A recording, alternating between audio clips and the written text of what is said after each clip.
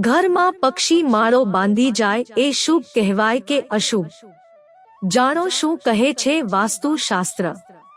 તમારા ઘરની બાલ્કની, છત અથવા અન્ય જગ્યાએ કબૂતર માળો બનાવે તો તેને અશુભ માનવામાં આવે છે।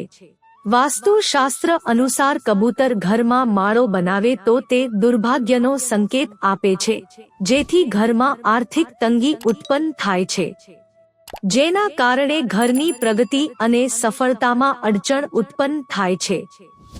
આ કારણોસર કબૂતરના માળાને ઘરમાંથી હટાવી દેવો જોઈએ।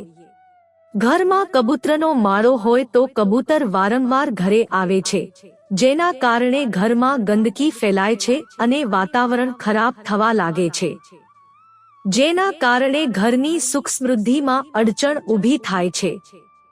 આ કારણોસર માળો તરત હટાવી દેવો જોઈએ।